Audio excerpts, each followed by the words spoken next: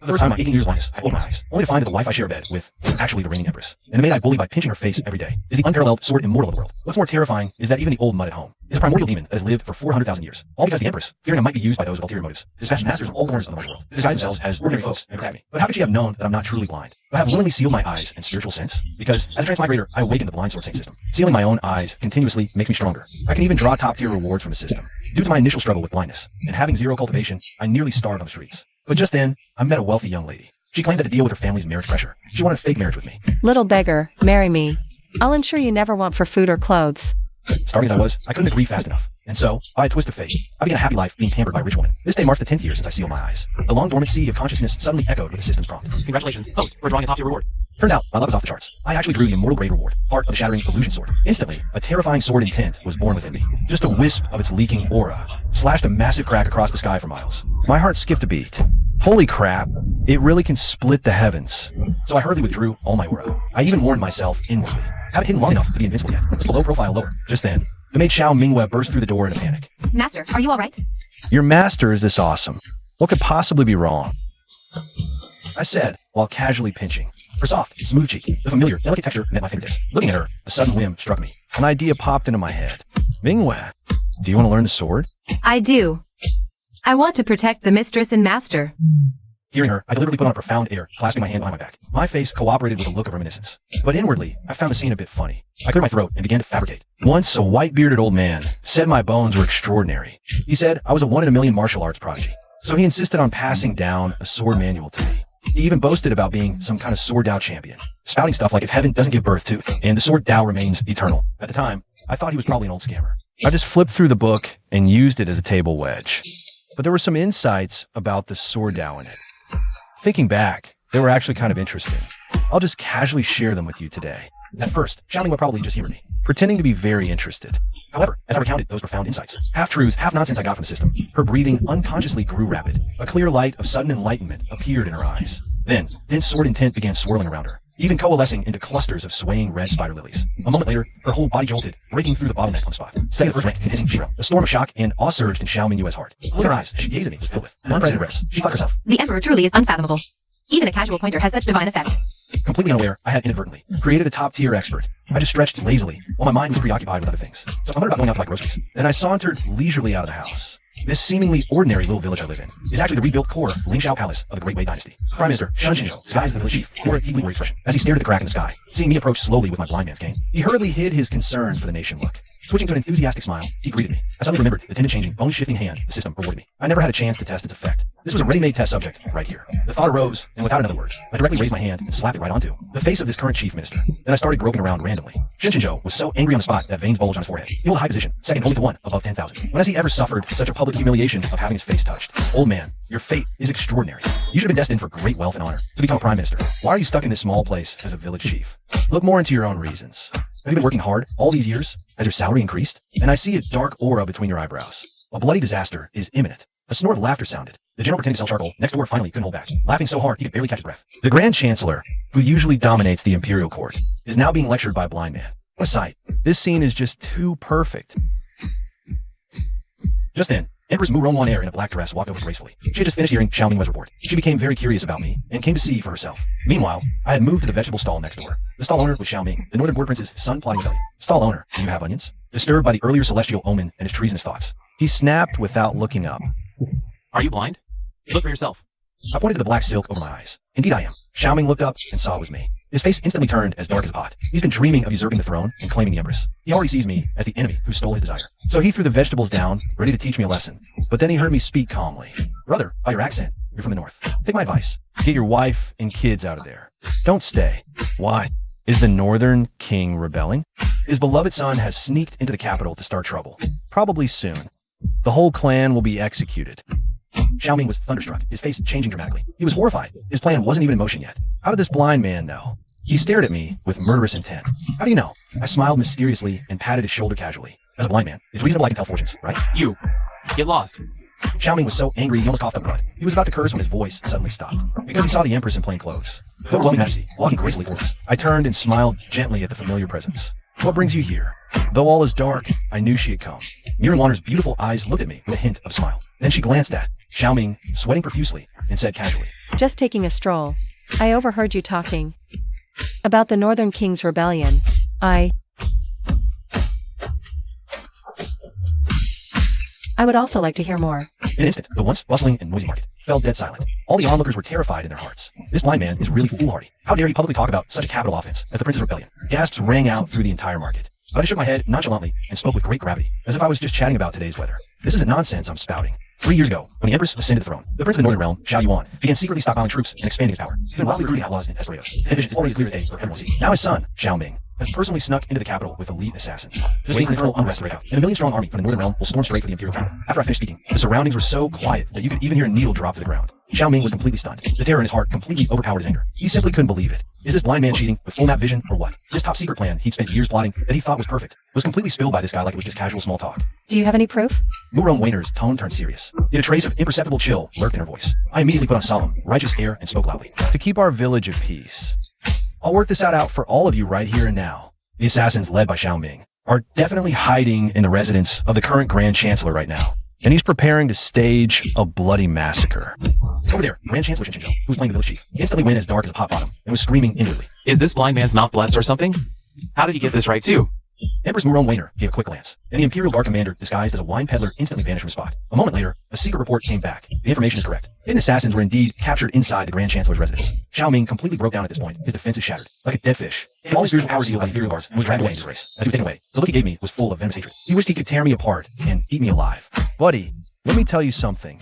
You better get your wife and kids out of there to take shelter quick. Running into me is actually your lucky break. These words made Xiao Ming so furious that he immediately coughed up a mouthful of water and passed out cold on the spot. The next day, I was lying comfortably on my bamboo chair, cooling off, when the system's notification tone suddenly rang in my ears. Successfully suppressed the destined protagonist Xiao Ming. Reduced his fortune by 600 points. Reward issued. Heaven Tier Spirit Herb, Nether Soul, Devouring Flower, and 100 caddies of immortal grade dog food. The thought that extremely rare Heaven Tier Spirit Fell into my hand. It can cure the Empress's long-standing cold ailment. But I'm thinking for now, I don't plan to offer it to the Empress. After all, she's an outsider. How could she compare to my own wife? My Wayner is just an ordinary person. This medicine could extend her life by at least a century. I plucked the soul flower, crushed it, and tossed it into the soul wine bottle. Brewed into a bowl of porridge, plain looking but brimming with spiritual energy. Husband.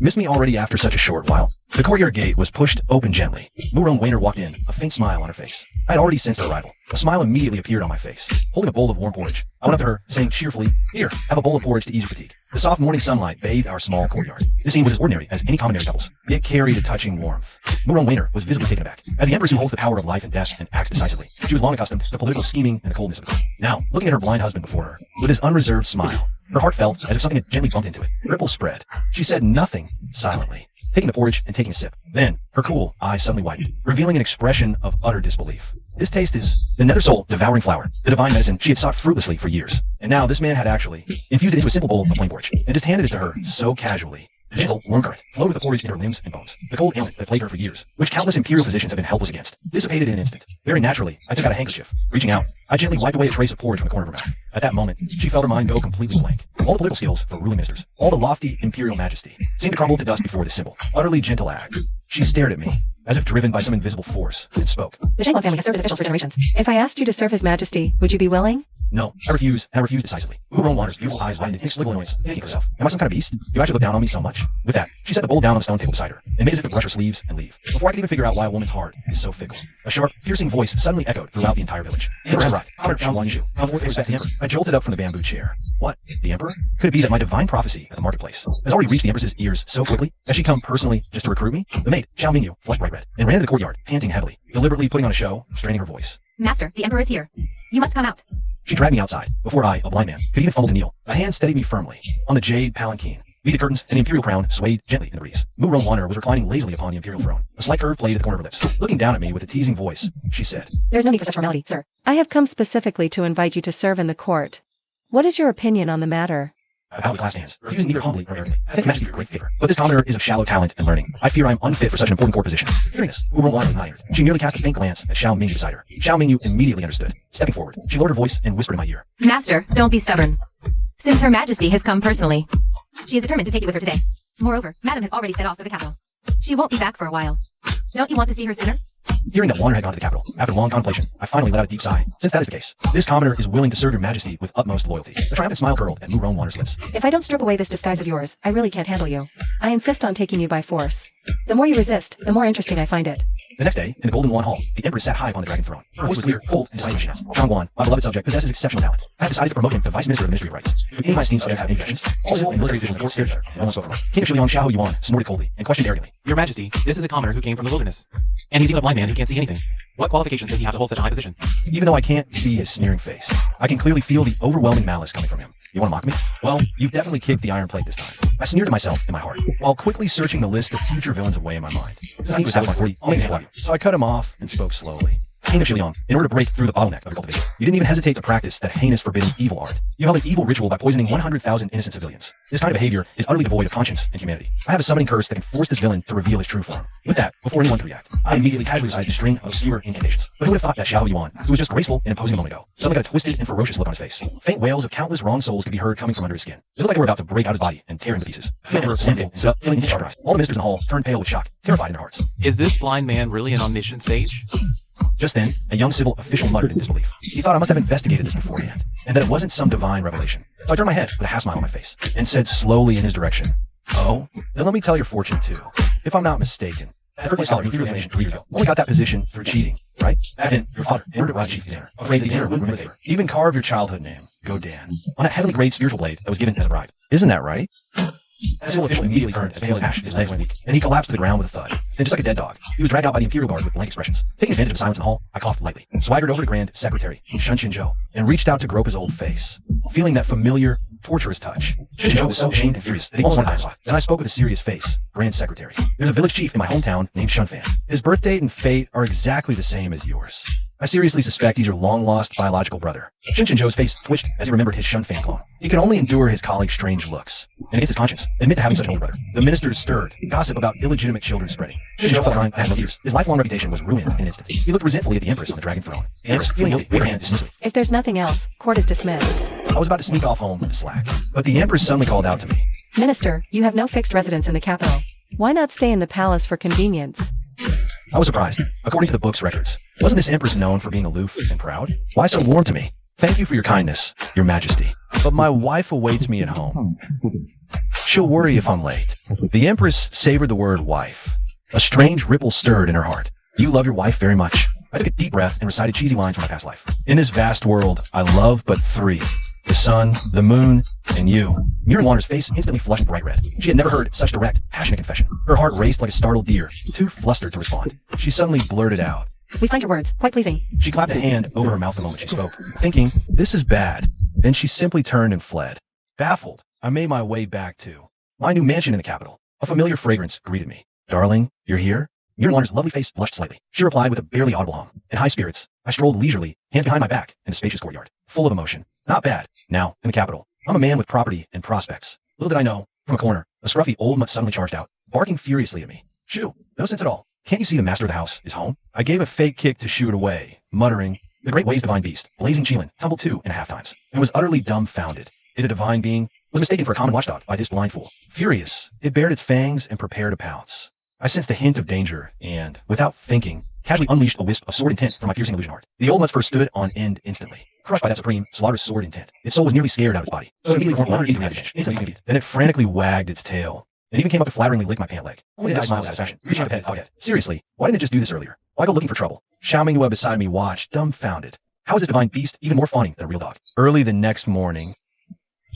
I quickly planted all the treasures the system just gave me in the yard. Then I took out the celestial grade dog food and poured it into the bowl. Wonkai, the blazing sky Qilin, immediately got upset. Back in the day, it followed the founding emperor, sweeping across the world. Even now, with its cultivation sealed and turned into a dog, it could eat this lousy dog food and be humiliated. Wonkai would rather starve to death than touch a single bite. But who knew? The very next second, I reached out and shoved its dog head into the bowl. The enticing aroma instantly overwhelmed its senses. What kind of ordinary dog food is this? This is clearly the legendary primordial chaos marrow, who can nourish divine beast's origin, priceless and hard-lined. It froze for a full second on the spot. Then it plunged its head in and started devouring it wildly. Its tail wagged like a fan. Holy moly, this smells amazing. Right then, the 2 girls pushed the door open and came out. Unexpectedly, in their own yard, they actually saw another soul-devouring flower. A heavenly sound, exquisite lotus, and even a black forest protecting mine. Xiao Minghua rubbed her eyes, thinking she hadn't woken up yet. Wander's legs went weak, nearly tripping on flat ground. What was even more jaw-dropping was, the divine beast she worshipped like God, the nation's guardian, was actually chained with a dog leash. At that moment, as if it hadn't eaten for generations, its head was buried in the dog bowl, shouting out fiercely. The blazing sky Qilin lay sprawled on the ground, tongue hanging way out. Its once majestic dog face was now full of fawning low glances. Seeing the situation, Xiao Mingyue quickly snatched that lousy dog bowl and tossed it aside. She pulled out a piece of spirit-rich exotic beast meat from her storage ring. Divine Lord, you are our nation's treasure. You can't eat this on sheep feed. This is top-rate spirit meat, specially fried for you by Rich. As she spoke, she was about to undo the dog chain. Who would have thought the old mutt would glance sideways at? That spirit meat outsiders would kill for, cursing inwardly. This junk isn't even enough to suck my teeth. It's nowhere near as good as that old celestial grey stuff. Under Xiao Mingyue's stunned gaze, Wonkai used its own paw to put the chain back around its neck. Then, wiggling its butt, it rubbed up to my feet. Its tail wagged like it was about to take off, a cooing whimper of affection in its throat. Shangguan Yinshu, what kind of bewitching soup did you feed Wonkai? Uronwaner sat down the stairs. Her eyes were full of question marks. She just couldn't figure it out. This divine beast, blessed with both Qilin and dragon bloodlines, even as a dog, was no ordinary creature. How could it have completely lost its dignity in just one day? It's nothing. Maybe I have some experience with dogs from back home. All the village dogs were close to me. They probably just took a liking to me. I chuckled skillfully and gave the dog's head a rub. Miranwaner's mouth twitched, unable to reveal the divine lord's identity. She could only swallow her doubts. So, she turned to look at the glowing plants in the courtyard. With a stern face, she asked, and what about these spirit herbs? They can't possibly just like the look of you two, can they? I had my excuse ready and spun a tale. But spirit herbs? Those aren't spirit herbs. This morning, an old man with a white beard was selling vegetables at the gate. Feeling sorry for his age, I bought them all and planted them on a whim. You won't blame me for wasting money, will you, dear? Muronwaner stared at those few plants. The nether, soul-devouring flower, and the heavenly, sound, miraculous peony. Earth half the battle. Her head dropped. This is no vegetable seller. This is the god of wealth descending to earth. But, remembering her own secrets, she didn't press further. After breakfast, Muronwaner said. She had official business to attend to and hurried off. Xiao Mingyue, however, stayed behind. She offered to accompany me to the ministry rites. Master, the court robes sent from the palace yesterday. Would you like to try them on? Xiao Mingyue peeked out from behind the door, holding an official robe embroidered with a third-rank coiling dragon pattern. Meeting superiors calls for formality. We, practitioners of the humble path, must stay low-key, but face is still important. I nodded in agreement. Xiao Mingyue seemed to have fully adapted to her maid role. She carefully helped me undress. Her hands, usually gripping a sword, were now soft, though her fingertips accidentally brushed against my chest. This made the usually cold and aloof sword immortal instantly blush and pull her hand back as if shocked. I'd better do it myself. I'm not used to being waited on. Xiao Mingyue firmly refused. For some reason, she was unusually insistent today, even though her face was as hot as boiling water. She still fumbled clumsily to adjust the collar. It took a full hour before she finally let out a sigh of relief. Her forehead covered in sweat. I picked up my blind cane, felt the crisp fabric of the robe, and smiled. Let's go. Off to the Prime Minister's residence. Walking on the street, my ears were filled with all sorts of gossip. Have you heard?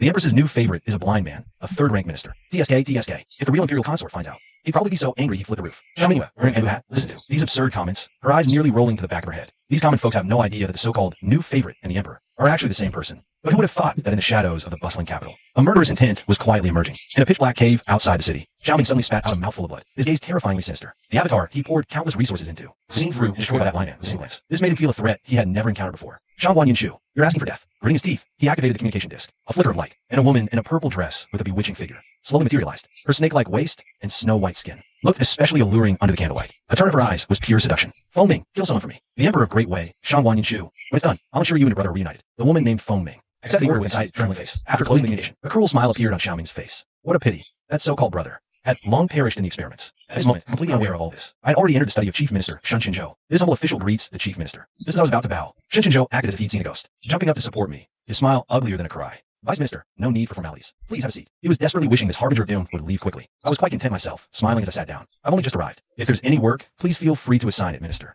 I'm so bored I'm itching for something to do. Shen Qinzhou shook his head like a rattle drum, thinking to himself, who would dare order you around, old man? Just as I was preparing to take my leave, a sudden fragrance wafted over. Wait, sir, don't go yet. Hear this humble girl out, won't you? A woman of extraordinary beauty slowly walked out. Her tender, onion-like fingers lightly rested on my shoulder, her fingertips brushing against my chest, almost imperceptibly. Her voice was so sweet it could melt bones. This woman was none other than the assassin Feng Ming, using the alias Wu Ming. Confident in her seductive skills, dealing with a blind man without cultivation should be a piece of cake. I frowned slightly, retreating a step without changing expression, trying to avoid this sudden harassment. But no matter how I moved, that soft hand followed me. May I ask who you are? This girl is Wu Ming, the sixth secretary in the ministry. Feng Ming gave a shallow smile, her eyes shimmering like water. Shen Qinzhou, watching his eye, felt his eyebrows twitch, startled inwardly. This girl's got some nerve. How dare you flirt with the Empress's man in broad daylight? You got a death wish. Xiao Mingyue's face was already cold as ice. Her hand holding the sword trembled slightly, and a flicker of lightning flashed in her eyes. Just as I was about to explode, Feng Ming suddenly let go. She retreated gracefully to a safe distance. This push and pull tactic is the best way to mess with a young man's head. But she miscalculated one thing. My eyes may be blind, but my heart is not. I retreated half a step without a word, alarms blaring in my mind. First, she gets handsy and bold, then pretends to be reserved and steps back. This routine is straight out of the green tea playbook. Sure enough, Feng Ming immediately put on her all-business face. She looked at Shen Qinzhou, Chief Minister. We looked at the Vice Minister was idle on his birthday. You mentioned the Empress's birthday banquet earlier. Why not let me help the Vice Minister with the preparations?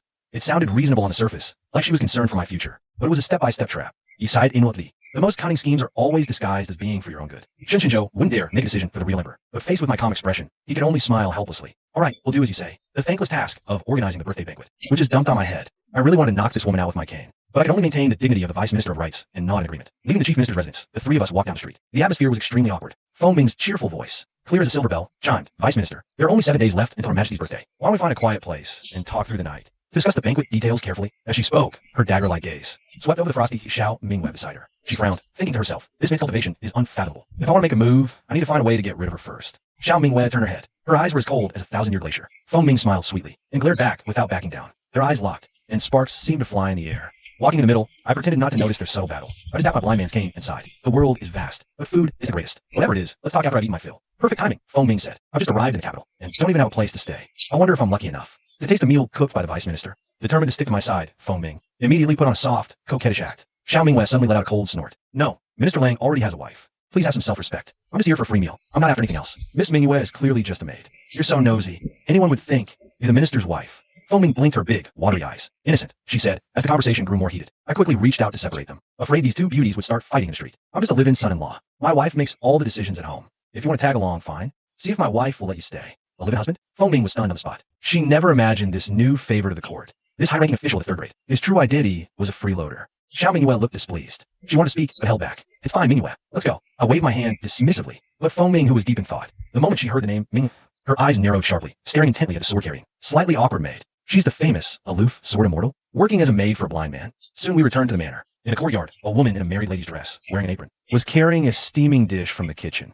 You're back just in time. Wash up for dinner. Wu Rongwaner gave me a gentle smile, but her gaze quickly fell upon the alluring Feng Ming, her brow raised slightly, with a hint of scrutiny. And this is my colleague, here for free meal, I answered casually. A flicker of imperceptible displeasure passed through Mu Rongwaner's eyes, but as the lady of the house, she smiled graciously. All right, but Feng Ming at that moment felt like she'd been struck by lightning, her mind in turmoil. That innate, bone-deep imperial aura made her legs go weak. The Empress? A supposedly ruthless assassin from the demon sect. Now she was fidgeting uneasily. Feng Ming just opened her mouth, almost crying out. Mu Rongwaner quickly raised a finger, pressed it to her lips, and shot her a warning glare, then pointed at me beside her. Feng Ming understood immediately, nodding frantically. She quickly closed her mouth and looked at the dishes on the table. To eat a meal cooked by the Empress herself? Such an honor, even if I lose my head tomorrow, it's worth it. She thought happily. I picked up a piece of fish, just put it in my mouth, bitter, spicy, salty, fishy. The four flavors exploded on my tongue. Feng Ming's vision went black. Almost threw up on the spot. What is this? Poison? She covered her mouth, sneaking glances around, but saw me and Xiao Mingwei also stiffening her necks, swallowing with complex expressions. Is it bad? Mu Rongwaner noticed the awkward atmosphere, asked with hopeful eyes. Terrible, I nodded honestly. So delicious. Feng Ming immediately gave a thumbs up. Survival instinct strong. I think it's okay. Xiao Mingwei silently picked up tea to rinse her mouth, said insincerely. Mu Rongwaner nodded, glanced at Feng Ming, that devilish figure. Her gaze paused on the high chest, then pushed the whole fish plate over. If it's good, have more. Feng Ming's smile froze on her face. Closed her eyes, crying inside, swallowing like hot coals. Forced down the whole plate. When she opened her eyes, she seemed to see her deceased great-grandma waving at her. Look at you eating so fast. Slow down, there's more here. Mu Rongwaner meaningfully smiled, pushed over a few more dishes. Feng Ming covered her mouth, retching. Drool almost came out. I couldn't watch anymore. Picked up the dish, stood up. Let me fix it for you. This is my first time cooking. Don't waste it. Mirren Wanderstone unconsciously carried imperial authority. I smiled gently. You're mistaken, madam. I'm just tweaking details, based on your work. How is that waste? Like an emperor drafts a kingdom's blueprint. Ministers make adjustments. That's helping each other. Without your start, how could I add the finishing touches? The courtyard fell terrifyingly quiet. The Empress fell silent. The aloof sword immortal's chopsticks dropped. Even the alluring assassin was stunned. Is this a confession? This sweet talk is sweeter than honey. Feng Ming stole a glance, horrified to find the Empress, who kills without blinking, her milky little ears blushing crimson. Smooth, so smooth. Xiao Mingwei quickly pulled out a notebook, muttering, recorded this Emperor's flirting quote. Even if the Empress reigns supreme in governance and martial arts, faced with such tender affection, she's still just a girl who's never been in love. Soon, I returned with a fixed dish. Mu Rongwaner quickly picked up a piece of meat, elegantly placing it into her small mouth. An unprecedented, exquisite flavor exploded on her tongue. Her body trembled slightly. Her phoenix eye shone with a brilliance never seen before. You're right. It is delicious, she smiled radiantly. This was the first time since becoming Empress. She had shown such a pure, moving smile. Have some more then. I smiled, adding another piece of meat to her bowl. The Empress now had shed all imperial layers. Two playful little fangs glistened in the sunlight, her almond eyes shimmering, with a hint of girlish charm. Of course, I haven't had enough yet. Beside them, Xiao Mingwei secretly pursed her lips. Her chopsticks hadn't moved for a while. She'd barely eaten any food, but was already full of other things. Looks like the Empress is truly smitten this time. Half an hour later, Mu Rongwaner reluctantly left, rushing back to the palace to handle mountains of state affairs. Minister, we should discuss the birthday banquet now. Feng Ming approached to urge as soon as the Empress left, a strange light in his eyes. I said there's no hurry, patted my clothes, stood up, and grabbed the nearby leash. Wonkai, let's go for a walk. The old mutt, a finch and Cheelin, allowed a low whine, a divine beast of the nation, now reduced to being led by the neck. It flopped on the ground, belly on the stone, refusing to budge. I tugged the leash hard. Seeing it still wouldn't move, I unceremoniously kicked its rear. Get up and do your business outside. Dare to go in the yard. And your stew tonight. The old dog's temple throbbed with anger. This venerable one is a divine beast. It doesn't need to. It was about to rage, but heard me say slowly, I'll count to 3. If you're not up, no more special dog food. The next moment, the once proud divine beast immediately sprang up, wagging its tail furiously, fawningly licking my pant leg. What's dignity? Before premium dog food, being a bootlicker is actually pretty sweet. Satisfied, I led Wonkai out. Xiao Mingwei and Feng Ming looked at each other and could only follow helplessly. But just then, Great Way's Guardian General, Su Moxian, was urgently entering the capital. These rebels are utterly audacious. Su Motian's face was livid with fury. He had been on a secret mission inspecting the border and discovered nearly half the generals had secretly defected to the rebel Xiao Yuan. Without even changing his armor, he wrote a secret report on horseback, ordering a trusted aide to deliver it to the Empress immediately. After this, he decided to first visit Shangguan Yinshu. From this extraordinary figure who bears the sage's prophecy, I found a way to completely crush Xiao Yuan. But just as Su Motian passed the street corner, he spotted me right away. I was holding the leash at the time, muttering in a crooked tree, "Hurry up and pee. We've been walking for ages. What's the holdup?" The blazing sky Qilin looked around, thinking, no one I know is here. That girl Xiao Mingyue won't blab either. It steeled itself, closed its eyes, and expertly lifted a hind leg, just as it was about to enjoy this rare moment of release. Shangguan Yinshu. That familiar voice struck like thunder, freezing the old mutt stiff. Its eyes went wide, but the momentum was too strong. It couldn't stop, so it kept peeing while mechanically turning. Its utterly soul-shocked dog head. Their eyes met. Su Motian froze on the spot. He even rubbed his eyes, wondering if the border winds had left him delirious. That was the blazing sky Qilin, guardian of the Great Way for a century. Now was squatting by the road to be led astray. The mutt quickly retracted its leg, its gaze as detached. As a Buddha who's seen through the mortal world, decades of friendship were utterly washed away by that one puddle. Sensing someone approach, I smiled and patted their shoulder. "Old blacksmith, what brings you to the capital? Come on, let me buy you a drink." Su Motian's face twitched. He forced a dry laugh. "I'm here to visit family." Beside him, Feng Ming stared dumbfounded, his whole body rigid. That was the great General Su, who must single-handedly vanquish 16 top warrior of the Great Way Dynasty. How could he be so submissive in front of Shangguan Yinshu? Could it be that Shangguan Yinshu is a hidden sword saint? Xiao Mingyue quickly tugged my sleeve, whispering a reminder, "Master, don't forget the main business of the birthday banquet." Right. I smacked my forehead, a bit embarrassed.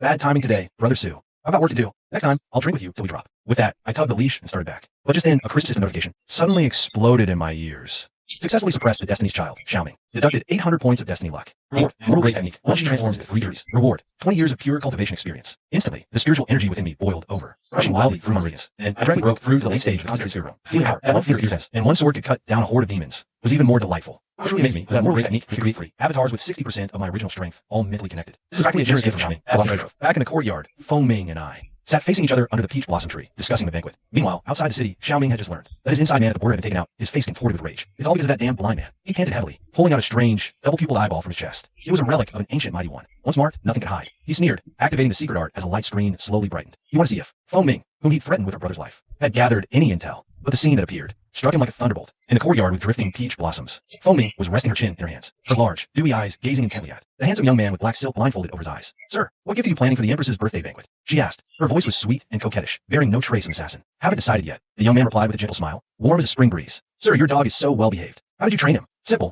No food if he doesn't listen." They chatted back and forth as peach petals drifted, their flirting practically oozing from the screen. In the image, Feng Ming's eyes were glued, completely like a woman smitten with love, playfully teasing her sweetheart. Xiao Ming spat out a mouthful of blood, his vision darkened, nearly dying of fury on the spot. His painstakingly cultivated ace was right before his eyes, fawning over his mortal enemy. Xiao Ming stared at the intimate scene on the light screen, trembling with rage before stiffly collapsing backward, knocking over the screen behind him. Feng Ming would never dare betray me. There must be another explanation. He struggled to his feet, forcing a strained, cold smile, yet his eyes were dark, enough to drip water. Yes, she must be trying to bewitch Shangguan Yinshu, attempting to break through his defenses. But this flimsy excuse felt absurd even to him. There are no outsiders in this manner. What's the point of bewitching him? Just take him out with one strike. Meanwhile, under the peach blossom tree, Feng Ming still rested her chin, her captivating eyes filled with anticipation. "Sir, how do you think the Empress's birthday banquet should be arranged?" I couldn't help but chuckle. To me, it seemed quite simple. Frankly, isn't it just a large company team-building event? First, announce it to the world, signifying universal celebration. Then invite all sorts of dignitaries and big shots. Have a meal, and after eating, arrange some little entertainment shows. Everyone lines up to give gifts, and finally, host a martial arts tournament. Poetry, songs, dancing, and opera. Go through them all, and it's a wrap. I casually took out a jade slip I had prepared long ago and handed it to her. "Just follow the plan on it." Feng Ming took this jade slip as if it were treasure, pressed it to her forehead to examine it carefully, exclaiming in amazement, "Sir is truly brilliant. Such arrangements are truly unprecedented." While marveling, she took the opportunity, while lowering her head, to keep throwing me flirtatious glances full of affection. However, these glances enough to make an ordinary man's bones go soft before me, a blind man. Didn't elicit the slightest reaction. Feng Ming rubbed her sore eye corners from frequent blinking, a wave of bitterness rising in her heart. This is truly casting flirtatious eyes at a blind man. I, leaning on my blind cane with a slight frown, thought that in the original plot, there was no Wu Ming, this personal maid, but there was a killer renowned in the martial world, named Feng Ming Wu Ming. "What do you think of the young master, Xiao Ming?" I asked, pretending to be casual, testing the waters. Feng Ming was first startled, then showed a look of disdain, her tone chillingly cold. An arrogant second-generation heir, bullying men and women relying on his family background. And being alive is simply a waste of air. Saying this, she turned her head to look at me, her tone instantly becoming as soft as water. "A toad like Xiao Ming isn't worth a single hair on you, sir." I nodded silently. This woman, Feng Ming, had extraordinary talent and soul path, even becoming a mid-stage condensed soul realm powerhouse later on. But beauty often meets a tragic fate. To this day, she doesn't know her younger brother, already passed away, and is still foolishly working for Xiao Ming. Meanwhile, Xiaoming on the other side of the screen was already furious, his face red and neck thick. He roared, shattering the priceless 9 dragon cup in his hand, and roared toward the shadows. 7 ultimate sword sovereign. Kill that dog man and woman for me. From the shadows slowly emerged a gray-robed old man with 7 short swords hanging at his waist. He bowed expressionlessly to accept the order. Then his figure vanished into nothingness. At that moment, I was sitting under the peach blossom tree, stroking my chin, thinking about the menu for the Empress's birthday banquet. Following her hands, her eyes sparkling as she stared at me. Xiaoming Yue held her sword, standing not far away, looking alert. Suddenly, a gentle breeze sweeps through, peach blossom petals flutter everywhere. The figure said ultimate sword master appears silently behind me. 7 short swords, unsheathed simultaneously, bringing a sharp, cold gleam. I happen to stand up at this moment, stretching lazily. My blind stick swings casually backward, hitting precisely. 7 ultimate sword master's wrist. The 7 short swords clatter and clang, scattering all over the ground. 7 ultimate sword master is stunned. His century-cultivated 7 ultimate killing array is broken just like that. I feel the blind stick bump into something. Puzzled, I turn my head, gazing with empty eyes, in the direction of 7 ultimate sword master. Was someone just here? 7 ultimate sword master quickly retreats, cold sweat soaking his back. Was that blind man's move a coincidence, or? He grits his teeth, pulling a yellowed scroll from his sleeve. He prepares to unleash the ultimate killing move from the sword array, Sword Storm. But the scroll is blown away by a gust of wind the moment it's taken out. The paper drifts unerringly, landing right in my hand. I feel the paper's texture, curiously unfolding it. Though I can't see, I can sense complex patterns drawn on it. Foaming leans over for a look. He snorts with laughter. What is this even supposed to be? The color scheme is a total mess. So ugly. Xiaoming also glances at it. She comments coldly. The layout is completely chaotic, like a 3-year-old scribble. I nod in deep agreement. Yeah, it's tacky as heck. With taste like this, no wonder he's stuck being a villain. Hearing this, 7 ultimate sword master trembles with rage, his beard quivering. That diagram was a meticulously designed banquet layout plan, intended to create chaos at the Empress's birthday celebration. Now, it's being utterly despised by these people. He roars, sword energy swirling around him. He transforms into a streak of sword light, lunging straight at me. I happen to be looking down, studying that diagram, and unintentionally sidestep, dodging the fatal strike. 7 ultimate sword master can't stop his momentum, and crashes headfirst into the nearby doghouse. The old mo is napping inside, yelping in surprise from the impact. It angrily scrambles out, barking furiously. At 7 ultimate sword master, hearing the commotion, I ask concernedly, "What's wrong, Wonkai? Is there a rat?" 7 ultimate sword master crawls out of the doghouse, a few stalks of straw still on his head. He has never suffered such humiliation. Just as he's about to strike again, he suddenly catches a strange, alluring scent. I, at some point, am holding a bag of divine grey dog food, ready to give some to Wonkai to calm him down. 7 ultimate sword master's stomach betrays him with a loud, embarrassing gurgle. He's been in seclusion for a century, beyond needing food, but this aroma is just too irresistible. The sound made me realize we have a visitor. He must be hungry. I groped around and grabbed a handful of dog food. Here, don't be shy. Try my special snack. The 7 extremities sword venerable stared at the dog food, his face turning pale. Did his body acted on its own? Reaching out to take it, he cautiously tasted a bit, and his eyes went wide. This is a spiritual object infused with Daorime. He completely forgot about his assassination mission, squatting and devouring it. Ravenously, the old mutt bared its teeth at him in displeasure. I quickly grabbed another handful to comfort it. Don't be stingy. Share some with our guest. Foaming and Xiaoming Yue watched this scene with complex expressions. This is the legendary, dreaded 7 extremities sword venerable of the Jianghu, and now he's squatted by the doghouse, fighting for dog food. Just then, footsteps sounded outside the courtyard gate. Empress Mu Rongwan gracefully entered. She had heard an assassin infiltrated, and rushed over, only to witness this absurd scene. Sensing the Empress's aura, the sword venerable was terrified. Quickly kneeling, this old servant greets your majesty. Hearing your majesty, I was stunned, then realized. So it's your majesty. This commoner failed to welcome you properly. What is this? Your Larner's gaze fell on the blueprint in my hand. I answered honestly, it's a diagram I just found. The Empress took the blueprint, glanced at it, and her expression shifted. Then she looked deeply at me and suddenly smiled lightly. This is the banquet layout of the rebels. Do you find this diagram unsightly, my subject? I nodded, giving sincere critique. The color scheme is chaotic. The layout is cramped and lacks beauty. A flicker of amusement passed her eyes. Then she told me she had high hopes. The birthday foaming stifled a laugh nearby. Xiaoming Yue, expressionless, averted her gaze. The sword venerable still squatted by the doghouse, clutching half a handful of dog food, unsure whether to eat it or not. The Empress glanced at him, then handed him over to the Imperial Guard. Several black-clad guards appeared silently, dragging the 7 extremities sword venerable away. As he was dragged off, he kept longing looks at that bag of dog food. I shook my head and sighed. He must have been truly starving. Mu Rongwan walked up to me, her tone gentle. If you have any needs for the banquet preparations, just ask. I rubbed my nose, suddenly getting a great idea. Don't worry, your majesty. I will host a truly unique banquet, guaranteed to leave a lasting impression on everyone. Curiosity sparkled in Empress's eyes, but she asked no more. She believes this blind man always brings surprises. After the Empress left, I stared blankly at the blueprint. Foaming leaned in and whispered, "Sir, how do you plan to prepare?" I smiled mysteriously and uttered 4 words. Xiaoming Yue and Foaming were both stunned. I didn't explain further and started planning what I needed. Lights, sound, stage effects, none could be missing. There also needed to be interactive segments and a lottery, plus a few skits would be best, to make everyone laugh. Just thinking about it made me grin. This was going to be interesting. And that ugly, hastily drawn layout plan. I casually tucked it under the teapot. The table leg was a bit wobbly anyway, so putting it to use was fine. I patted the leveled teapot with satisfaction. The banquet preparations were complete. Now, just waiting for the show to begin tonight. I was still thinking about that little pink rabbit. I always felt the Empress's spiritual avatar was too delicate. Taking advantage of the afternoon leisure, I closed my eyes and activated blind mode, quietly extending my senses toward the direction of the Empress's bedchamber, wanting to see that cute spiritual rabbit again. The little rabbit within the golden light sphere was still hugging a carrot, but this time I noticed its ears drooping weakly, and faint gray threads seemed to coil around its body. Those gray threads were slowly eroding the golden light sphere. I frowned. This didn't seem normal.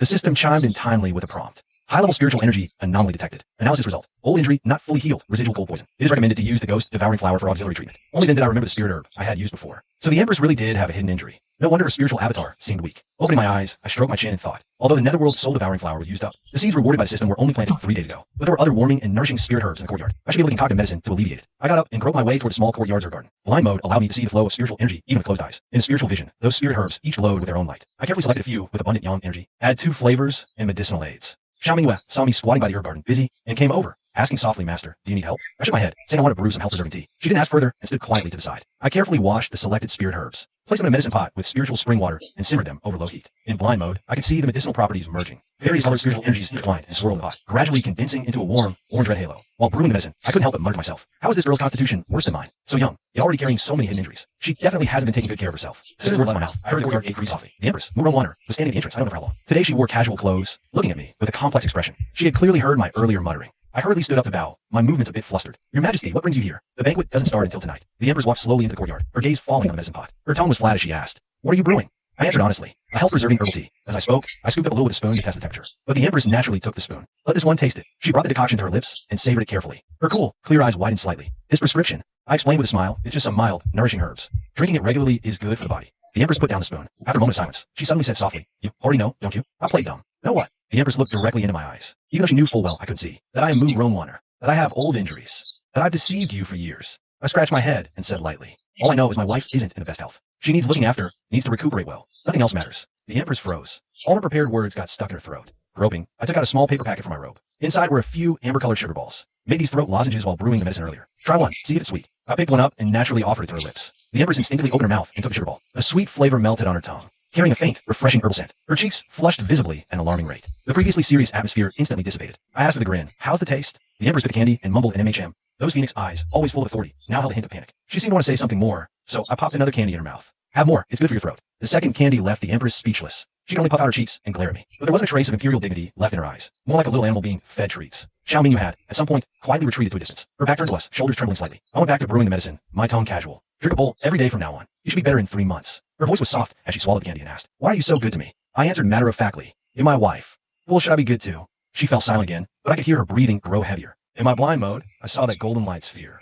Pulsing violently, a pink rabbit tumbled within the light. Its ears perked high, clearly agitated. After a long while, she finally whispered, after the banquet tonight, I have something to tell you. All right, I'll wait. She turned and hurried away, her steps a bit unsteady. I continued brewing medicine, a smile on my lips. This little rabbit's quite shy. Once the medicine was done, I carefully filtered and bottled it in a jade vial. I had Xiao Mingyue deliver it to the bedchamber, and instructed her to take it daily. Xiao Mingyue's expression was complex as she took the bottle. Master, you really? She trailed off, but I understood. I waved her off to deliver it. The courtyard fell quiet again. I sat on a stone stool to rest. The system prompt chimed once more. Key emotional event detected.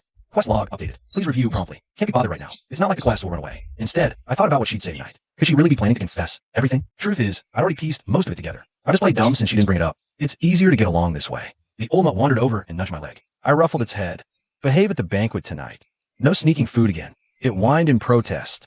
I chuckled and tossed it some dog food. But my mind was on the evening's banquet, and her words after. Whatever she says, life goes on, and it'll only get better. Humming a tune, I stood up from the stool. Xiao Mingyue had already returned from delivering the medicine. She stood quietly by the courtyard gate. I patted my stomach. Felt like celebrating. Before the banquet, why not buy some fresh ingredients? Mingyue, come with me to the market. I called it a house. Wonkai, you're coming too. The old mutt shot out of its kennel, tail wagging excitedly. Xiao Mingyue softly replied yes. And so, the 3 of us men, dog, and sword mortal, head out. The capital streets buzzed with afternoon life. Hawkers' cries and children's laughter filled the air. Leaning on my blind man's cane, I strolled slowly, feeling content. In blind mode, I sensed the flow of spiritual energy around me, even with closed eyes. The passers-by carried various colored auras. Pale white for ordinary folk, faint cyan for low-level cultivators. There's still a few bright official auras walking along. A frustrated sigh comes from ahead. It sounds familiar. It sounds like Shunshinjo. I close my eyes and sense in that direction. Sure enough, I see the deep purple official aura representing Shunshinjo. Right now, it's fluctuating violently around a stone table. Opposite, it is a lively orange aura belonging to a child. Xiao Mingyue explains quietly beside me. The Grand Secretary is playing chess with a street child. He's already lost 3 games straight. I almost laugh out loud. This Prime Minister's chess skills are really poor. As I approach, I hear Shunshinjo's unwilling voice. One more game. Old man refuses to believe it. The child answers crisply. Old man, keep your word. If you lose, you buy me candy hawthorns. I can't help but speak up. Brother, your luck isn't great today. Shunshinjo turns at the sound and sees it's me. His expression instantly becomes extremely complicated. He wants to maintain the Grand Secretary's dignity, but he's truly lost face. Finally, he blurts out, how about you give it a try, worthy brother? I was just out to relax anyway. So, I agree with a smile. I sit on a stone stool, close my eyes, and activate blind mode. The chessboard appears clearly in my aura vision. Each piece emits a faint glow. I can see the moves and the flow of energy. The child says proudly, blind uncle, it's your turn. Smiling, I feel for a piece and place it in a certain spot. With this move, the child opposite goes, huh? Shunshinjo can't help but exclaim, brilliant. From then on, every move I make seems casual, but always blocks the opponent's offense at critical moments. The child runs off holding the candy hawthorns. Shunshinjo turns to me, his tone full of surprise. Worthy brother, your chess skills are divine. I modestly wave my hand. Just good luck. In truth, in blind mode, seeing the chess is no different from seeing it with open eyes. As we speak, an official in plain clothes rushes over. He whispers a few words in Shun Shinzhou's ear. Shun Shinzhou's expression instantly turns serious. He boasts to me, "Worthy brother, I have urgent matters to attend to. I'll seek your chess advice another day." With that, he leaves quickly. As he turns, I close my eyes and see. The note the official handed him has abnormal aura fluctuations. It carries a faint bloody and martial energy. Seems like urgent military news from the border. But that's none of my business for now. I continue towards the market with Xiao Mingwei and the old dog. Xiao Mingwei walks beside me and suddenly says softly, "Master, you seem in a good mood today." I smile and nod. "Yes, good weather, good mood." She fell silent for a moment, then pulled a small notebook from her sleeve. Quickly wrote a few characters with a charcoal stick. I asked curiously what she was writing. Xiao Mingwei was uncharacteristically flustered, hastily putting the book away. "It's nothing, just some daily notes." In my pretend to be blind mode, I saw the notebook's cover. It bore several elegant, small characters. Emperor Observation Diary. The latest page read, "Today, the Emperor smiled like a cat that got the cream. Clearly in excellent spirits." I suppressed a laugh, pretending not to know. We walked on, arriving at our usual vegetable stall. The vendor was an old acquaintance. Last time we discussed the northern border situation. He greeted warmly. "Back for more groceries, sir? Just got fresh spirit vegetables today. I picked some seasonal greens. Bought a live fish for dinner." While paying, the vendor lowered his voice mysteriously. "Sir, have you heard? The border seems restless." My movements paused. I replied calmly, "We common folk don't understand court affairs." The vendor chuckled awkwardly. True enough. Groceries bought, we headed back. Passing a tea house, a loud storyteller's voice came from inside, telling of how the Empress quelled the 4 directions after her coronation. I stopped to listen for a moment. Xiao Mingwei asked softly, "Shall we go in, master?" I shook my head. "We should return and prepare the banquet." Turning, a few people dressed like Jianghu folk exited the tea house. Their hushed conversation made my steps slow slightly. Unusual troop movements in the north. Trouble may be brewing. The Empress's birthday banquet gathers all factions. A perfect opportunity to strike. Their auras carried malice. Clearly not good people. Xiao Mingwei sensed it too, her hand on her sword hilt. I shook my head slightly, signaling her not to move. Now wasn't the time to alert them. The group soon vanished around the street corner. I memorized their aura signatures, planning to watch for similar fluctuations at the banquet. Back at the residence, I started prepping ingredients. Xiao Mingwei assisted. The old mutt lay by the kitchen door, drooling. While chopping, I asked casually, "Mingwei, do you think tonight's banquet will go smoothly?" Xiao Mingwei answered seriously, "With you here, master, it definitely will. You have faith in me, because master always works miracles." My old face flushed. I quickly changed the subject. "Tonight, remind me about the special effect for Her Majesty. It needs the trigger on time." Xiao Mingwei noted it down. As the ingredients were almost ready, Feng Ming hurried back from outside. She had gone to do a final check of the banquet venue today. The moment she entered, she said excitedly, "Sir, all the arrangements are perfect. The palace staff are making final adjustments." I nodded, acknowledging her hard work. Feng Ming leaned over and saw the dishes on the counter. Her eyes sparkled as she asked, "Need me?" I thought for a bit and had her do the plating. Her taste is on point. The 3 of us and the dog worked in the kitchen until evening. By sunset, all preparations were complete. I changed in my new formal attire. Even though I'm blind, Xiao Mingwei said it suits my temperament. The old mutt was bathed, its fur shiny. Feng Ming specifically changed into a light purple gown. She looked less alluring, more dignified. Xiao Mingwei was still in her plain white dress, carrying her sword. As we were about to leave for the banquet, the courtyard gate was gently knocked. Xiao Mingwei opened the door and bowed in surprise. "Your Majesty." Empress Murong stood outside the gate. She was in casual clothes, with no attendants behind her. I sensed her spiritual energy fluctuations had softened somewhat. "It seems the medicine is starting to work." She said softly. I was passing by. "I'll go with you." Naturally, I had no objection. The 4 of us and the dog headed for Lingxiao Hall. On the way, the Empress walked beside me. Occasionally, she would softly remind me of steps underfoot. Actually, I could see everything clearly in pretend blind mode, but I still acted as if I needed help. This feeling of being cared for was quite nice. As we neared Lingxiao Hall, the Empress suddenly said, "After the banquet tonight, I'll wait for you in the Imperial Garden." I nodded and said, "Okay." She paused for a moment, then added, "There's something I want to say for a long time." I replied with a smile. "Actually, I have something to say too." She seemed to relax a bit, her steps becoming lighter. Xiao Mingwei and Feng Ming followed behind. The 2 exchanged a glance. Both saw a smile in the other's eyes. The old mutt ran ahead, occasionally looking back to wait for us. The sunset stretched our shadows long, like a warm, everyday painting. But I knew that beneath this calm, undercurrents were stirring. Regardless, tonight's banquet must be perfect, because this is the birthday gift I'm giving her. I stood in the side hall of Lingxiao Hall, straightening my collar. Xiao Mingwei whispered a reminder. "The appointed time is almost here, my lord." I nod, take a deep breath, and prepare to make my entrance. Suddenly, the system's urgent alert sounds in my mind. Ultimate mission issued. Save the Empress and publicly confess your love. Massive enemy forces detected approaching. Enemy commander, Xiao Ming, leads 100,000 rebels. They're already at the city gates. Mission, ensure the Empress's safety. Confess your love publicly after victory. Mission reward, permanent blind mode, free to toggle on off. I'm stunned for a moment. I mutter subconsciously, is this really saving the Empress? System, don't force this. She can handle it herself. Why do I have to get involved? The words leave my mouth. A deep, ominous last echoes from my side hall, followed by a panicked guard shout. Enemy attack. The rebels are storming the city. Instantly, chaos erupts in the hall. Guests panic and scramble. Empress Murong rises from her dragon throne. Her face is calm, but her voice carries undeniable authority. Where's the commander of the Imperial Guard? Commander Su Moxian strides forward. "Your Majesty." Her Majesty, repel the enemy. Su Moxian clasps his fists, accepting order, and quickly exits the hall. I stand there, feeling a bit helpless. Xiao Ming really knows how to pick his moment. He had to come tonight, ruining a perfectly good birthday banquet. The system's alert chimes again. Host has entered a combat scenario, temporarily unlocking combat assistance functions. Blind mode can now be switched to battlefield analysis mode. I close my eyes and activate the new function. The flow of spiritual energy across the entire capital becomes visible to me. Outside the walls, dense clusters of blood-red spiritual energy are closing in. That's the murderous intent of the rebels solidified. And within that crimson mass is a pitch-black, ink-like core of energy. That is Xiao Ming's aura, filled with hatred and madness. I open my eyes and say to Xiao Mingwei, "Mingwei, go protect Her Majesty." Xiao Mingwei asks with concern, "My lord, what about you?" I smile. I'm gonna greet an old friend. With that, I tap my blind cane and head towards the hall's exit. Feng Ming pushes through the crowd, urgently saying, "Sir, I'm coming with you. You stay inside and help maintain order." She grits her teeth, but still follows me. We walk out onto the plaza outside the hall. The distant sound of battle cries comes from the direction of the wolves. Sumotion is already directing the Imperial Guard's defense, but the rebels vastly outnumber us and have cultivators aiding them. The situation looks grim. I close my eyes, using blind mode to observe the battlefield. I quickly identify the key problem. The rebel army hides several powerful cultivators. They are jointly casting a disruptive formation. This is unsettling our defenders and weakening their combat strength. I said to Feng Ming, see those in gray robes? Feng Ming looked where I pointed. She spotted 3 cultivators hiding behind the rebels. She nodded. Should I take them out? I shook my head. I'll handle it. I pulled a bronze bell from my sleeve. A clear chime rang out as I gently shook it. Infused with spiritual energy, the sound spread across the battlefield. It perfectly disrupted the 3 cultivators' spellcasting. They looked up in shock.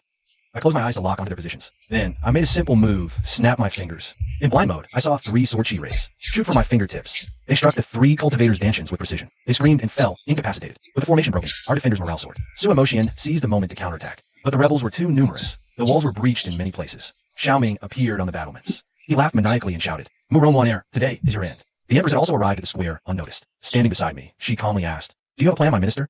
Before I could answer, the system prompted. Detected host can utilize blind mode to guide the city's spiritual energy to construct a defensive barrier. Suggest coordinating with the spiritual nodes set for the birthday banquet. My eyes lit up. Not a bad idea. I immediately closed my eyes and fully activated blind mode. All the spiritual nodes in the capital lit up in my vision. The luminous spirit arrays set for the banquet now became the perfect foundation for defense. I guided all the spiritual energy toward the city walls. A transparent barrier formed outside the city. The rebels' attacks hit the barrier, only creating ripples, unable to break through. Seeing this, Xiaoming flew into a rage. He bit his tongue, spitting a mouthful of vital blood. He used a secret technique to forcibly boost his cultivation. The massive black spiritual energy instantly swelled several times over. It showed signs of potentially breaking the barrier. I frowned. He's really going all out. As I pondered a response, the old mutt suddenly darted out from my feet. It ran to the center of the square and howled at the sky. That howl was no dog's bark, but a majestic beast's roar. Under everyone's astonished gaze, the old mutt's body began to glow and expand. In the blink of an eye, it transformed into a 30-foot-tall golden beast. The beast had 2 horns, a body covered in scales, and hooves that tread on blazing flames. This was the true form of the blazing sky Qilin. It glanced at me and spoke in a human voice. Kid, I'll take over maintaining the barrier. You go deal with that clown. I paused, then nodded and said, okay. The Divine Lord raised its head and spewed a golden beam of light. The beam infused the barrier, making it even more solid. Xiaoming's attacks could no longer shake it one bit. At the same time, Xiaoming also made her move. She drew her sword, with intent soaring skyward. Her entire body transformed into a blue streak of light, weaving through the rebel army. Wherever she passed, enemies fell like wheat before a scythe. Shin Zhou appeared out of nowhere. Holding an account book, he shouted loudly, Xiaoming, the provisions you hoarded have been intercepted by me. The families of your generals are also under my control. Surrender now. These words were incredibly damaging. Immediately, unrest spread through the rebel ranks. Many soldiers began to hesitate and retreat. Seeing this, Xiaoming went completely berserk. He roared, leaping from the city tower, charging straight for the Empress's location. I sighed, knowing it was my turn to act. I closed my eyes, activating plank blind mode. Every move Xiaoming made slowed down my vision. There were 13 spiritual energy nodes circulating on his body. Destroying just 3 of them would completely drain his cultivation. Leaning on my blind cane, I walked forward seemingly casually. I positioned myself right in Xiaoming's path. He sneered, swinging his blade down, channeling his lifelong power into strike. I sidestepped, lightly tapping out with my cane. First tap, his wrist's energy node. The blade flew from his grasp. Second tap, his dantian node. His spiritual energy stalled completely. Third tap, the node between his eyebrows. Xiaoming froze in place. His eyes filled with disbelief. Ew, this is possible. I withdrew my cane and said calmly, you're no good, Chess. You're no good at war. And as a person, you're a complete mess. He opened his mouth to speak, but instead fell unconscious on the spot. With their commander captured, the rebel army instantly scattered. The Imperial Guards seized the moment, quickly taking control of the situation. From start to finish, the battle lasted less than half an hour. I deactivated plank blind mode and opened my eyes. Although my vision was still pitch black, I could hear the cheers all around. Sumotion strode over and slapped my shoulder hard. Good job, brother. I staggered from the blow and smiled wryly. Take it easy. My old bones can't handle this. The Empress walked up to me and said softly, thank you. I scratched my head sheepishly. No need to thank me. It was the right thing to do. The system prompt chimes in at this moment. Detection. The Empress's crisis has been resolved. Mission completion. 80%. Host, please complete the public confession promptly. My lips twitch. This system is really rushing me. But now is indeed a good opportunity. All eyes are gathered here. I take a deep breath. I turn towards the Empress's direction. Though I cannot see, I can sense her position. That majesty. The subject has something to say. I clear my throat, a bit nervous. The surroundings instantly fall silent. Everyone looks this way. Empress Mu Rome want to respond softly. My dear subject, please speak. The system frantically prompts in my mind. Hurry up, say it. I take a deep breath and say, not loudly, but with a clear voice, Your Majesty, may this subject also serve as your imperial consort? A collective gasp of shock echoes through the hall. I quickly add, mainly, I want to cook for you legally for a lifetime. After saying this, even I feel a bit silly, but it is indeed the truth. The Empress falls silent. For so long, I thought she was angry. Then I hear her voice, carrying a hint of laughter, with a moisture in it, as if holding back tears. Granted, 2 simple words, yet weighty as 1,000 pounds. The hall is first deathly quiet, then erupts in cheers. Sumotion is the first to shout loudly. Congratulations, Your Majesty. Congratulations. Shinjo also strokes his beard and laughs. Double happiness. Xiao Mingyu says softly beside me, Master, congratulations. Feng Ming happily claps her hands. The old dog, having returned to its original form, squats nearby, muttering in a voice only I can hear, finally said it. I was getting anxious for you. The system prompt chimes inappropriately. Congratulations, host, on completing the public confession. All ultimate missions completed. Rewards being distributed. Achievement subtle ascension to sagehood attained. Reward. Permanent skill open eyes feigning blindness mode. Can freely switch between open-eyed and closed-eyed states. Skill effect. When eyes are open, you can see the real world. while retaining spiritual vision ability. When eyes are closed, restores all functions of the original feigning blindness mode. I'm stunned for a moment. This skill sounds good. I silently sigh in my heart. Open eyes. The world that has been dark for 18 years is instantly filled with light. I see the majestic Ling Xiao Palace. See the smiling faces of the people around. See the Empress's slightly reddened phoenix eyes. She's wearing a golden ceremonial dress today, breathtakingly beautiful, with a tear still hanging at the corner of her eye.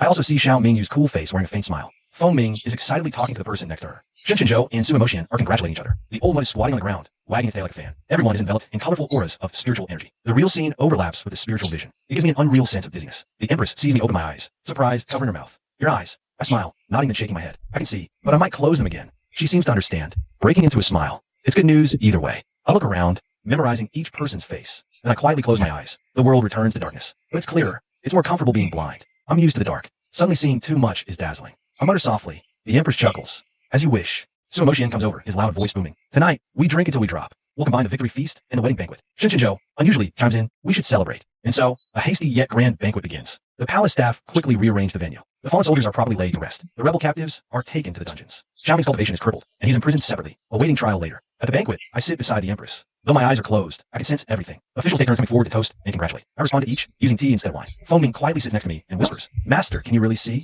I nod, then shake my head. I can, but I don't want to. She gives a thoughtful oh, then says happily, then I don't have to pretend to be a lady anymore. I laugh. So you were pretending all along. Xiao walks over with a wine cup and says softly, Master, I toast you. I take the cup and drink in one go. She hesitates, then adds, do you want to see the diary? I quickly wave my hand. No need. Keep it for yourself. She visibly relaxes. The old nut wanders over and nudges my hand with its head. I pat its head. Why not change back?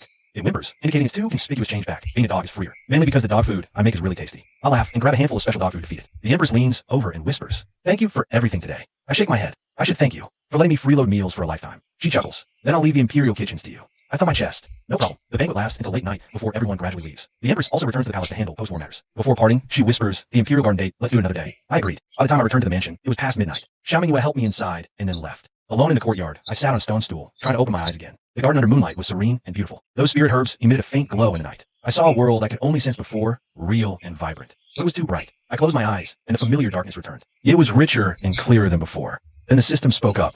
Host, are you satisfied with the final reward? I asked back if it had known this would happen all along. The system paused for a moment before replying. This system only exists to help the host find the most suitable path. Now that the path is found, the system will enter a silent state. You can awaken at any time if needed. I nodded and said thanks, though I wasn't sure if it could understand. But my gratitude was genuine. The next day, life seemed back to normal, yet everything felt different. Every day, I went to the Imperial kitchen to develop new dishes. When the Empress reviewed memorials, I sat by her side to keep her company. Occasionally, I'd use my pretend blind mode to peek at her spiritual bunny. That bunny was now healthy and lively. The dark threads had long since vanished. Xiao Mingyue continued as my garden maid. But now, everyone in the capital knew. She was the Empress's person, and no one dared slight her. Feng Ming was officially transferred to the Ministry of Rites, tasked with preparing for our grand wedding ceremony. She thrived in the role, enjoying every bit of it. Shen Qinzhou and Su Emotian often dropped by, one for chess, the other for a drink. Even though I kept my eyes closed, I didn't mind at all. The old dog was still the old dog, eating and sleeping all day. Occasionally, Su Emotian would tease it, eating a bare teeth near, but it never reverted to its true form, saying it was happier as a dog. A month later, the Empress issued an edict, officially naming me the Pantheon Emperor, to rule the realm alongside her. When the decree was read, I was in the kitchen making soup. The eunuch delivering it found me just as I was tasting for seasoning. After receiving the edict, I went back to my soup, leaving the eunuch stunned. The wedding was set for 3 months later. Feng Ming was swamped with work. Even Xiao Mingyue was pulled in to help. I, on the other hand, became the idlest one. Every day, I just cooked and walked the dog. Occasionally, I'd show my face at court, using my pretend blind mode to see which official had ill intentions, then casually call them out, making them break into a cold sweat. Time passed by peacefully like this, until one day, the Empress asked me in the study, don't you want to know what I was going to say that night? I was peeling an orange for her and replied casually, you'll tell me when you're ready. She was silent for a moment, then spoke softly. I've known for a long time you weren't really blind. I just didn't know what you could see.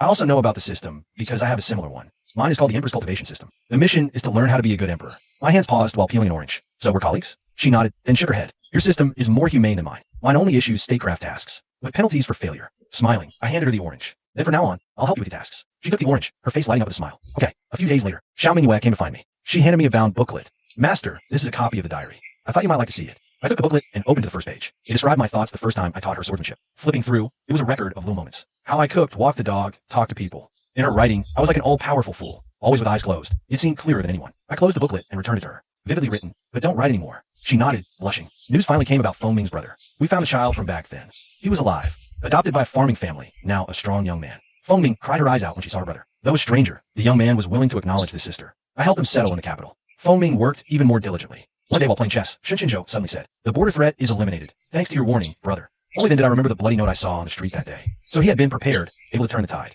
Su Emotian then told me Xiao Ming had gone mad in prison, muttering impossible all day. I just shook my head. If you knew today, why act then? On the wedding day, the whole city celebrated. I wore imperial robes. The Empress wore phoenix crown and ceremonial dress. We stood side by side, accepting the people's homage. She whispered to me, nervous? A bit. I'm more nervous than you. After the ceremony, we returned to the palace chambers. She removed her phoenix crown, whispering, "This journey feels like a dream." Eyes closed, I could still sense her expression. So I answered seriously, "It's not a dream. It's reality. And it will continue." She leaned on my shoulder, humming in agreement. Side window, the bright moon on high. Sorry, we're brilliant. Life went on like this. Every morning, I rose early to make breakfast. When the Empress held court, I walked the dog in the Imperial Garden, occasionally guiding Xiao Mingwei in her sword practice. I don't wield a sword, but I can still spot her flaws. Feng Ming comes by often to report on the follow-up matters of the royal wedding. The wedding's already over, really. She's just making an excuse to come here and have fun. Shen Qinzhou and Su Emotion still drop by all the time. One always loses the chess, the other always gets drunk. Then they bicker at each other and leave. That old Mud has recently fallen in love with chasing butterflies. His altercation, he can catch one with a single swipe of his paw easily, but he insists on pouncing around like an ordinary dog, says he's experiencing ordinary life. I often open my eyes to look at this world, then close them again right away. Because even though the light is nice, the darkness brings me more peace of mind. Besides, when I'm pretending to be blind, I can see the truer nature of things. The flow of spiritual energy and the warmth and coldness of human relationships are all clear in what I see when I guys. The female emperor has made a full recovery. Her cold illness has never flared up again. When she handles state affairs, I sit beside her making tea. I occasionally give advice, although most of them are bad ideas. But she always considers them seriously. We just keep each other company like this. Day after ordinary day, one after another. Until one day, I closed my eyes to feed the dog. The female emperor leaned against me, all approving words. Xiao Ming, he was practicing swordsmanship in the distance. Shen Qinzhou and Su Emotion were arguing again. This time it was over whether we should build large research projects or fortify cities first. Listening to all these sounds, I suddenly felt incredibly content. This life, no matter if my eyes open or closed, the world is already full of light.